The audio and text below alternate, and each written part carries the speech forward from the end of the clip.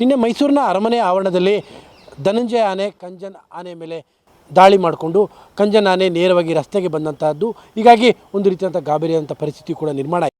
ಈಗ ಇದ್ರ ಬಗ್ಗೆ ಮಾತನಾಡೋದಕ್ಕೆ ಸ್ವತಃ DCI ಪ್ರಭುಗೌಡ ಅವರಿಗೆ ನಮ್ಮ ಜೊತೆಲಿದ್ದಾರೆ. ಸರ್, ಪ್ರಮುಖವಾಗಿ ನಿನ್ನೆ ಏನಾಯಿತು ಎಕ್ಸಾಕ್ಟಾಗಿ ಯಾವ ಟೈಮಲ್ಲಿ ಏನಾಯಿತು?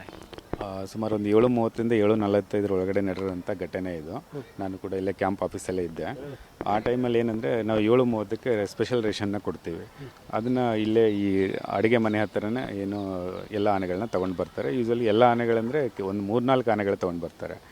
ಧನಂಜಯ ಆನೆಗೆ ತಿನ್ನಿಸ್ತಾ ಇರುವಾಗ ಹಿಂದ್ಗಡೆ ಕಂಜನ್ ಆನೆ ಬರುತ್ತೆ. ಅದನ್ನು ಕೂಡ ಅದಕ್ಕೆ ಊಟ ತಿನ್ಸಕ್ಕೆ ಹೇಳ್ಬಿಟ್ಟು ತೊಗೊಂಡು ಬರ್ತಾ ಇರ್ತಾರೆ. ಇದು ಸಡನ್ನಾಗಿ ಟರ್ನ್ ಆಗುತ್ತೆ. ಅದು ಸ್ಮೆಲ್ಲಿಗೋ ಏನೋ ಗೊತ್ತಿಲ್ಲ. ಸೊ ಸಡನ್ನಾಗಿ ಟರ್ನ್ ಆಗಿ ಅದ್ರ ಮೇಲೆ ಜಗಳಕ್ಕೆ ಬಿಡ್ತವೆ. ಎರಡು ಒಂದೇ ಇದು ಶಿಬಿರದ ಆನೆಗಳೇನೆ, ದುಬಾರಿ ಆನೆಗಳು. ಮತ್ತು ಅಲ್ಲಿ ಕಾಮನ್ ಆಗಿ ಜಗಾಡ್ತಾ ಇರ್ತಾವೆ. ಹಾಗಾಗಿ ಇದು ಮೇಲ್ ಬಿಹೇವಿಯರ್ಸಲ್ಲಿ ಕಾಮನ್ ಇದು.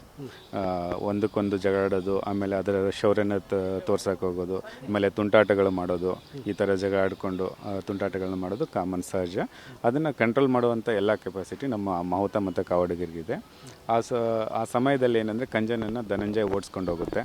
ಸೊ ಅಲ್ಲಿ ಬ್ಯಾರಿಕೇಡ್ ಹಾಕಿರೋದನ್ನು ತಳ್ಕೊಂಡು ಮುಂದೆ ಮೇನ್ ರೋಡ್ವರೆಗೂ ಹೋಗುತ್ತೆ. ಮೇನ್ ರೋಡ್ಗೆ ಹೋದ ತಕ್ಷಣ ಅವು ಅಷ್ಟರಲ್ಲಿ ನಮ್ಮ ಕಾವಾಡಿ ಅದನ್ನು ಕಂಟ್ರೋಲ್ ಮಾಡಿ ವಾಪಸ್ ತೊಗೊಂಡು ಬರ್ತಾರೆ. ಈಗ ಧನಂಜಯ ಮತ್ತು ಕಂಜನ ಎರಡು ಒಂದೇ ಶಿಬಿರದಲ್ಲಿ ಇದ್ದಂಥವು? ಹೌದು, ಎರಡು ಒಂದೇ ಶಿಬಿರದಲ್ಲಿ ಇದ್ದಂಥವು.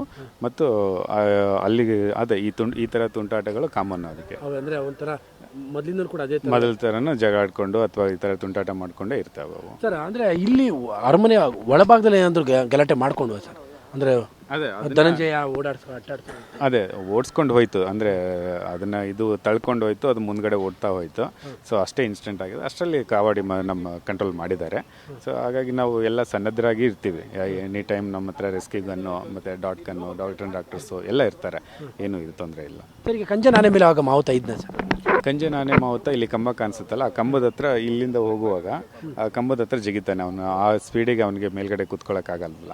ಸೊ ಅಲ್ಲಿ ಜಿಗಿತಾನೆ. ಆಮೇಲೆ ಮತ್ತೆ ಜಿಗಿದ ತಕ್ಷಣ ಅಲ್ಲಿಂದ ಓಡೋಗಿ ಅದನ್ನ ವಾಪಸ್ ಕರ್ಕೊಂಡ್ಬರ್ತಾನೆ. ಅಲ್ಲಿಗೆ ಧನಂಜಯ ಆನೆ ಮಾವುತ ಅಲ್ಲಿ ಕೂತಿದ್ದಕ್ಕೋಸ್ಕರವಾಗಿ ಏನು ಆಗದೆ ರೀತಿಲ್ಲ.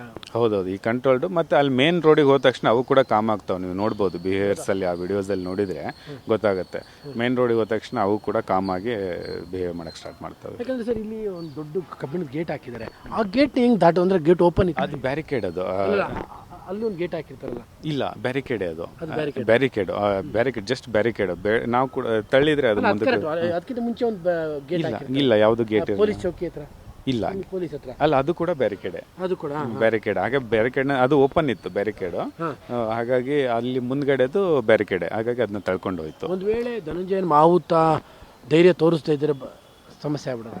ಇಲ್ಲ, ದೇವ್ರ ದಯದಿಂದ ಆ ಥರ ಯಾವುದೇ ಘಟನೆ ಆಗಿಲ್ಲ. ಅಲ್ಲಿ ಧನಂಜಯ ಮಾವುತ ಆಗೋದು ಬೇಡ. ಅಲ್ಲ, ಆಗೋದು ಬೇಡ. ನಮ್ಮ ಆಶೆನೂ ಕೂಡ ಅದೇ. ಧನಂಜಯ ಮಾವುತನ ಧೈರ್ಯನ ಬೇಡ ದೊಡ್ಡದು. ಹೌದು, ಈಗ ಧನಂಜಯ ಮೇಲೆ ಕೂತಿರೋಂಥ ಹುಡುಗನ ಧೈರ್ಯನ ಮೆಚ್ಚಬೇಕು. ಮತ್ತು ಅವರು they're trained for that. So they're very ಇದು, ಅದರಲ್ಲೇನಿಲ್ಲ. ನಮ್ಮ ಎಲ್ಲ ಆನೆಗಳನ್ನ ಕಂಟ್ರೋಲ್ ಮಾಡುವಂಥ ಕೆಪಾಸಿಟಿ ಇದ್ದಲ್ಲೇ ಅವ್ರನ್ನ ಇಲ್ಲಿ ಕರ್ಕೊಂಡ್ಬಂದಿರ್ತೀವಿ.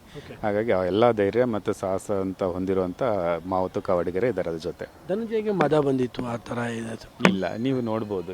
ದೇರ್ ಇಸ್ ನೋ ಸಿಕ್ರೇಷನ್ ಆ ಥರ ಇಲ್ಲ. ನಾನು ಅದನ್ನು ಚೆಕ್ ಮಾಡಿದೆ ಬಿಹೇವಿಯರ್ಸು. ನಾವು ವೆಟರ್ನರಿ ಡಾಕ್ಟರ್ ಕೂಡ ತೋರಿಸ್ಬಿಟ್ಟು ಇದು ಮಾಡಿದ್ವಿ. ಇಲ್ಲ, ಯಾವುದೂ ಥರ ಇಲ್ಲ.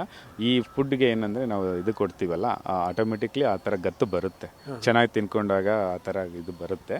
ಬಟ್ ಕಾಮನ್ ಆಗಿ ಜಗಾಡ್ತಾ ಇರ್ತಾವೆ, ಯಾವುದೇ ತೊಂದರೆ ಇಲ್ಲ. ಜನರು ಕೂಡ ಯಾರು ಆತಂಕ ಪಡೋ ಅವಶ್ಯಕತೆ ಇಲ್ಲ. ಒಳಗಡೆ ಓಡಾಡೋದು ಸರ್ ಈ ಜಸ್ಟ್ ಅರಮನೆ ಒಳಗಡೆ ಮೇನ್ ರೋಡಿಗೆ ಹೋದ ತಕ್ಷಣ ಅದೇ ಬಿಕಮ್ ಕಾಮನ್. ಅಲ್ಲಿಂದ ಆಮೇಲೆ ಮೇಲ್ಗಡೆ ಕಡೆ ತಳ್ಳಿದ್ದು ಅಂದರೆ? ಹೌದು, ಮೊದಲು ಇಲ್ಲಿ ಒಳಗಡೆ ಗಲಾಟೆ ಮಾಡ್ಕೊಂಡು ಅಲ್ಲ, ಜಸ್ಟ್ ಅದೇ ಗಲಾಟೆ ಮಾಡ್ಕೊಂಡ ತಕ್ಷಣ ಅದು ರನ್ ಮಾಡೋಕ್ಕೆ ಸ್ಟಾರ್ಟ್ ಮಾಡ್ತು ಅಷ್ಟೇ. ಒಂದಕ್ಕೊಂದು ಗಲಾಟೆ ಮಾಡಿದ ತಕ್ಷಣ ಅದು ಓಡಕ್ಕೆ ಸ್ಟಾರ್ಟ್ ಮಾಡ್ತು. ಅದ್ರ ಹಿಂದ್ಗಡೆ ಇದು ಬೆನ್ನ ಹತ್ಕೊಂಡು. ಹೆಣ್ಣಾನೆ ಇದ್ದಿದ್ರೆ ಆ ಥರ ಆಗ್ತಾ ಇರಲಿಲ್ಲ?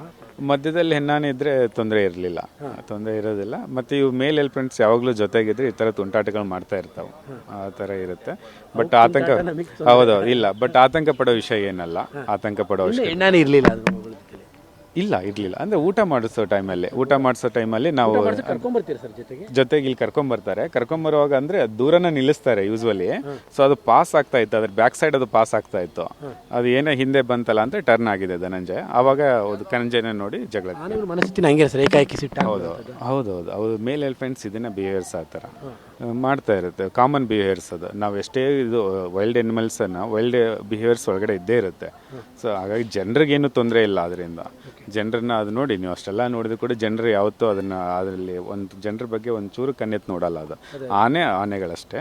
ಹಾಗಾಗಿ ಕಂಟ್ರೋಲ್ ಮಾಡೋ ಕೆಪಾಸಿಟಿ ನಮ್ಮ ಮಾವತರಿಗೆ ಕಾವಡವರಿಗೆ ಇದೆ. ಇದು ಡಿ ಸಿ ಎಫ್ ಅವರ ಮಾತು. ಅಂದರೆ ಆ ಎರಡೂ ಆನೆಗಳು ಒಂದೇ ಕ್ಯಾಂಪಲ್ಲಿ ಇದ್ದಂಥದ್ದು, ಆಗಾಗ ಗಲಾಟೆಗಳನ್ನು ಕೂಡ ಮಾಡ್ಕೊಳ್ತಾ ಇದ್ವು. ಇಲ್ಲೂ ಕೂಡ ಅದರ ಮುಂದುವರೆದಂಥ ರೀತಿಯಲ್ಲೇ ನಡೆದೋಗಿದೆ. ಆದರೆ ಕಾಡಲ್ಲಿ ಮಾಡ್ಕೊಳ್ಳುವಂಥ, ಶಿಬಿರದಲ್ಲಿ ಮಾಡ್ಕೊಳ್ಳುವಂಥ ಗಲಾಟೆಗೂ ಮೈಸೂರಿನಲ್ಲಿ ಇಲ್ಲಿ ಮಾಡ್ಕೊಳ್ಳುವಂಥ ಗಲಾಟೆಗಳು ಬಹಳ ದೊಡ್ಡ ಮಟ್ಟದ ವ್ಯತ್ಯಾಸವೂ ಕೂಡ ಇರುತ್ತೆ. ಸದ್ಯಕ್ಕೆ ಆ ಎರಡೂ ಆನೆಗಳು ಕೂಡ ಶಾಂತವಾಗಿದ್ದಾವೆ ಅನ್ನುವಂಥ ಮಾಹಿತಿಗಳು ಕೂಡ ಅಧಿಕೃತವಾಗಿ ಲಭ್ಯವಾಗ್ತಾ ಇದ್ದಾವೆ. ಕ್ಯಾಮ್ರಾ ಪರ್ಸನ್ ನಿತಿನ್ ಜೊತೆ KP Nagaraj, public TV, Mysuru.